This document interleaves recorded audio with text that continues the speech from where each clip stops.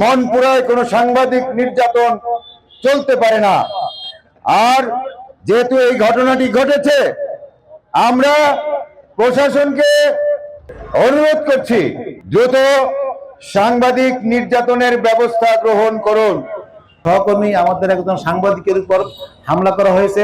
আমরা সিসি ফুটেজের যে চিত্র আমরা দেখেছি, এটা সামাজিক যোগাযোগ মাধ্যমে ভেসে উঠেছে। এটা দেখার পরও কেন প্রশাসন তাদেরকে গ্রেপ্তার করেনি, কেন মামলা করেনি, এটা একটা প্রশ্নের বিষয়। আমি আশা করব প্রশাসন অনতিবিলম্বে তাদেরকে গ্রেপ্তার করবে। আগামী দিনে সাংবাদিকদের জন্য একটি স্বাচ্ছন্দ্যময় পরিবেশ তৈরির জন্য সকলে আমরা কাজ করব, এই প্রত্যাশা ব্যক্ত করি এবং এই ঘটনার তীব্র নিন্দা প্রতিবাদ জানাই। একজন সন্ত্রাসী একজনকে মেরে হাসপাতালে পাঠিয়ে দিবে, পুলিশ মামলা নিবে না, এটা হতেই পারে না।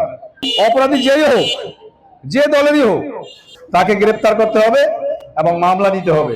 যদি না হয়, আমরা ভোলা জেলায় শত শত সাংবাদিক রয়েছি, আমাদেরকে এমন পরিস্থিতি স্বীকার করাবেন না যে আমরা ভোলায় সকল সাংবাদিক একত্র হয়ে এটার আবার তীব্র প্রতিবাদ করতে হয়। প্রকাশ্যে হাসপাতালের সামনে মনপুরার যে মেইন রোড, সেই রাস্তার উপর যেভাবে একজন সাংবাদিকের কলার ধরে টেনে নিয়ে তাকে মারধর করা হয়েছে, এটি একটি দুঃখজনক ঘটনা, যার ভিডিও আমরা আজকে দেখেছি।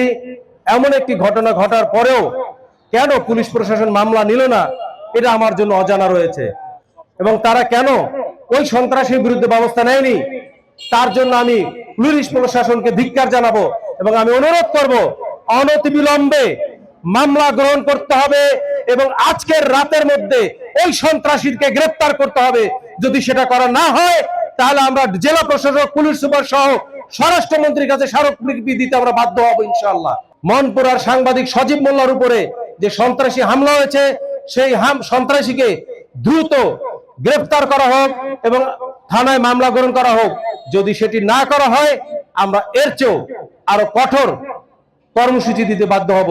সেই সাংবাদিক সজীব মোল্লার উপর যারা নির্মম হামলা করেছে, তাদেরকে আইনের আওতায় এনে দৃষ্টান্ত স্থাপন করবেন। প্রশাসনের প্রতি এই আশা। এখনো সময় আছে, আপনারা এই সন্ত্রাসীদেরকে গ্রেফতার করে তাদের আইনের আওতায় এনে তাদেরকে শাস্তির ব্যবস্থা করেন। তারা তার উপরে হামলা চালিয়েছে। 5 তারিখের আগে তারা ছিল যুবলীগের দুর্দর্শ ক্যাডার। 5 আগস্টের পরে তারা খোলস পাল্টে হয়ে গেছে যুব দলের দুর্দর্শ ক্যাডার। তার মানে তারা সুবিধাবাদী। এই সুবিধাবাদী মুখোশধারীরা কিভাবে সাহস পায় সংবাদ কর্মীর উপর হাত তুলতে? কিছু মানুষ আমরা আছি সমাজে, তাদের এটা লাগে যে সে অন্যায় করছে, এই বাস্তবতা তুলে আনা যাবে না। তখন কি করে, সে এই পেশি শক্তি প্রয়োগ করে এবং সেটা সাধারণ মানুষ থেকে শুরু করে সাংবাদিকদেরও তারা রেহাই দিচ্ছে না।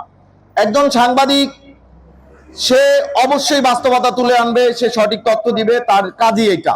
সে সমাজকে ভালোভাবে চলার জন্য, সমাজের সঠিকভাবে সমাজকে পরিচালনার জন্য সে চেষ্টা করে। সাংবাদিকদের বলা হয় সমাজের দ্বিতীয় দর্পণ।